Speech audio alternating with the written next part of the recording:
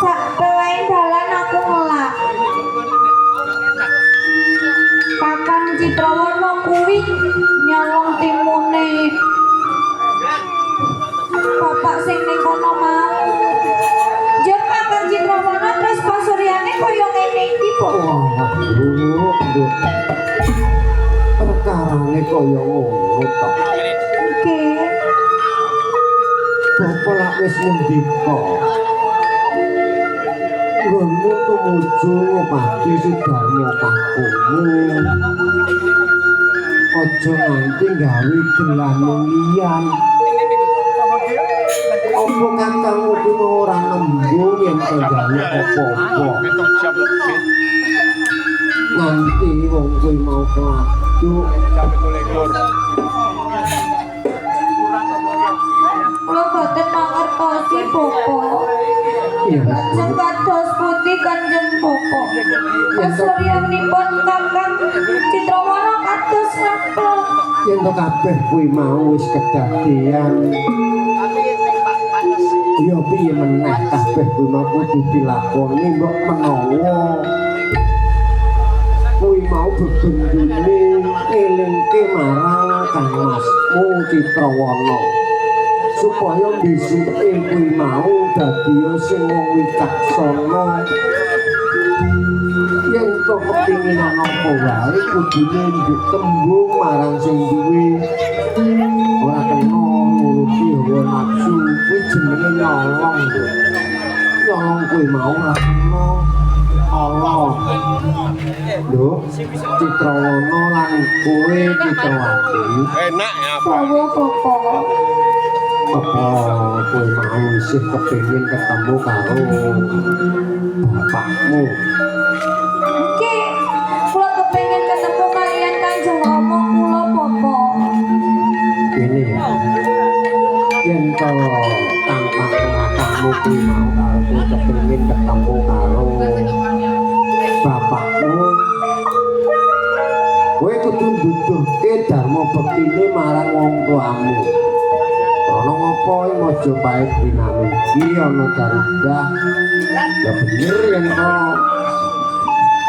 kowe mau dikongkon ra dosa ning ora bisa. Ing sujine Rama iki ora nekake kowe ninggalake pertapan. Mulane nganti teko papan kene mau bapakku ya nututi kowe. Yen to isih kepengin ketemu marang Sudarmo kakungmu iki ana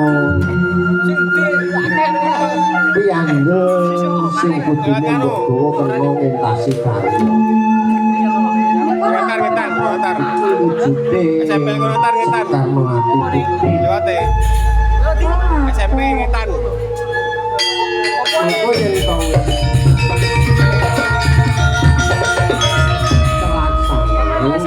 balekno ning bapa ya. Nggih, Bapak. Yen to kados ngeten nyuwun tambahi pangestu kula badhe bajetake umadi Kanjeng Rama, Bapak. Ayo,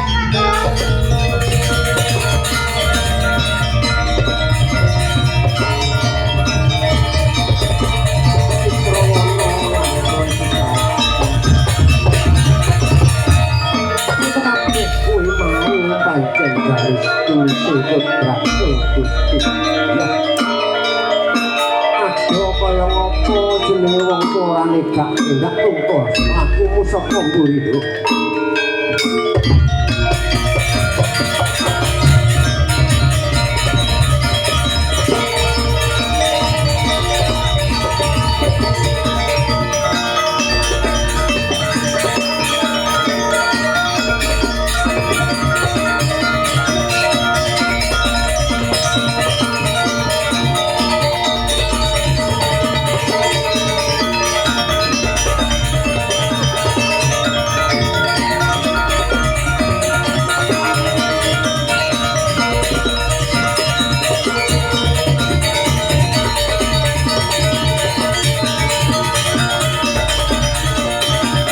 Prajurit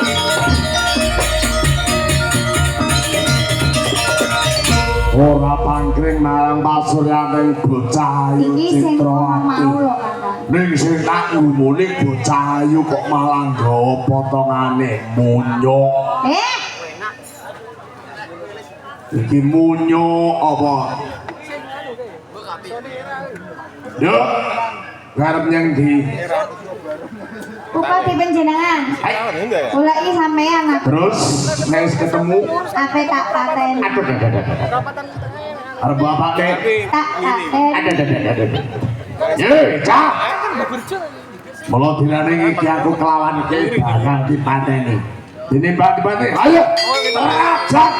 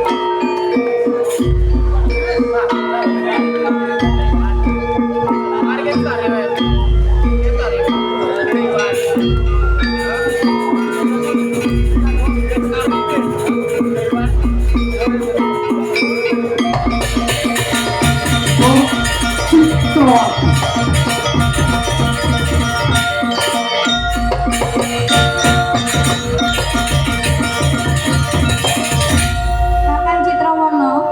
Dinten iki selirane kelawan pun Kakang Citrawana. Wis dadi ungguling jurit nggone tanding lawan Sindu Ketrawa. Citrawana.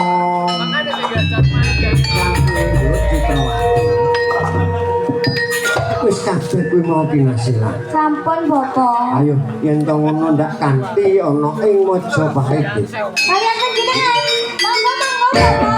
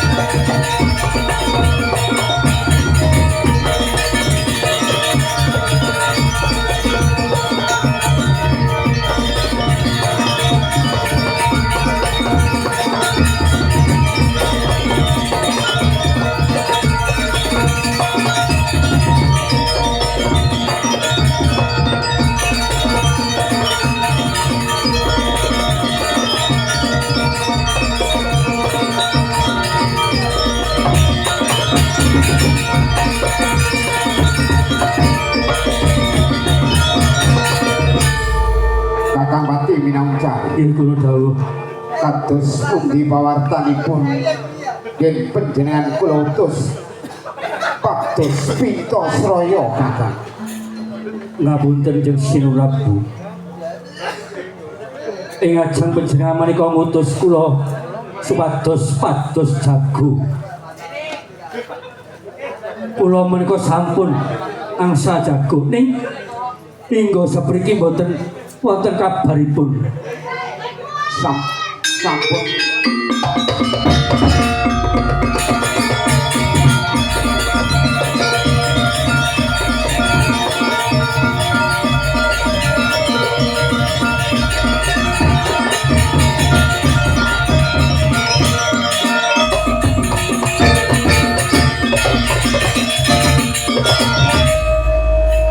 Citrawati minangka. Nggih kula dawuh.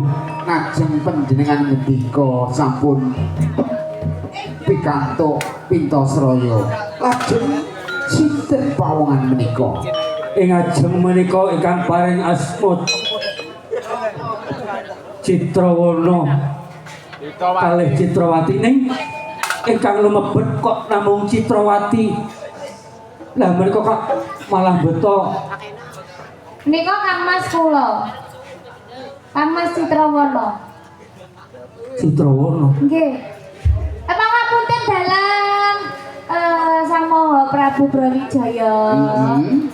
Kula madosi Kanjeng Rama kula. Goleki Kanjeng Ramamu. Nggih. Sapa Kanjeng Rama? Kanjeng Rama kula Rama Prabu Brawijaya. Brawijaya. Nggih. Wis tau weruh. Dereng. Yo aku sing jenenge Prabu Brawijaya. Mas, Kanjeng Rama. Kanjeng Rama. Lah kok malah putra panjenengan menika dukun kita Kang Mas. Citrawati. Dawuh. Dalah. Sapa iki? Menika Kang Mas kula.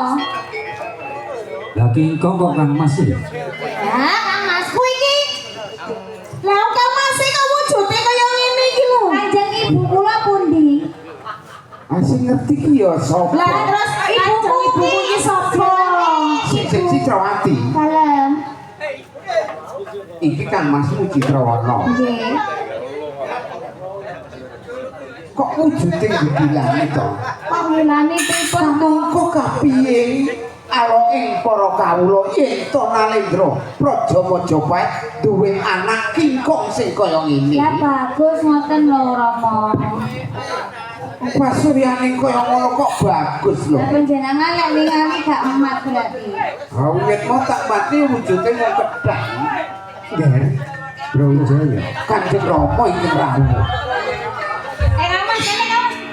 Ora bisa mbok selaki ya kuwi mau anakmu Citrawana. Menika anak kula Citrawana. Rikala isih cilik mbok titipke ana ing Paluangga.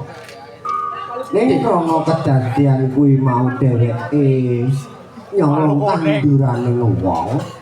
Boncar Ane nganti dheweke kuwi mau disadu dadi kewan. Ning kabeh kuwi mau bisa waluya kok. Saged waluya tumanjati. Yen to kowe kepengin weruh wujude Citrawana. Bakal ndak wujudake.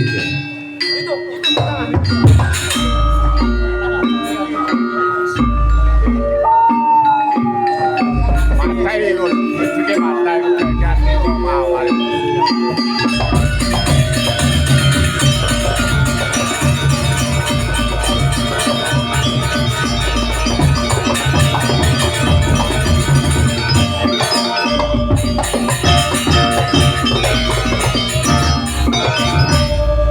Menika anak kula Citrawana.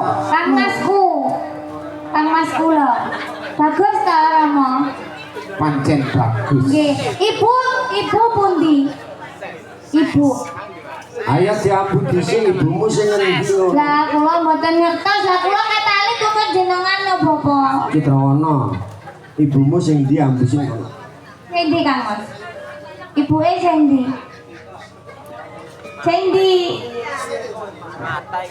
Nek guyu merem kuwi.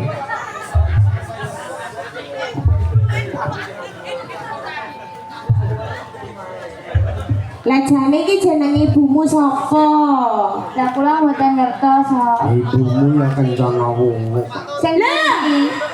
Lah kok kula Kang Mas? Lah sampean ki piye to, Nduk? Menika Anak ora kok. Aku iki ya ngono duwe ndak semono gedene kok ora. Lah kok kula jenengan piyambak nggih mboten rumangsani kok. Kuwi sedodo ya kok Citrawana. Citrawati ki anakku.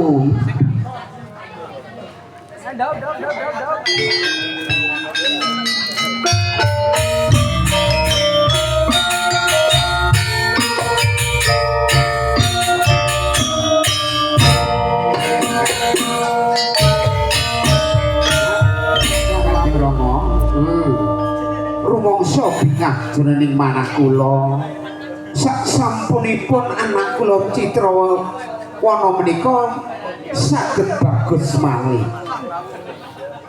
Ya kabeh kuwi mau pancen kuasane Gusti kok.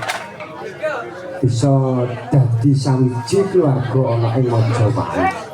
Panjen menika ingkang kula kersakaken ciptaning ati kula keluarga Praja Majapahit saged kempal wonten ing pendopo Praja Majapahit. Saka kuwi kabeh kuwi mau kudune ngrasakake nugrahane Gusti bebarengan. Kanjeng Rama, kula namung saged nilake gumpanuwun dhateng panjenengan. Rahayuning Praja Majapahit wonten astanipun Kanjeng Rama. Ya Wijaya iki kula kumpule anakku Citrawana lan Citrawati ana ing Majapahit gara-garane kingkong bekasaan. Nuwun dumateng Bapak Panitia. Makasih Bapak Lah Jam Krisna lan ade lalapan kingkong bekasaan Citrawana Citrawati. Kula kuwi dewa sampe kawon kamatan. Monggo sampeyan sekanti. Oke, saya janji sekali saya tetap saya. Wassalamualaikum warahmatullahi wabarakatuh. Om Santi.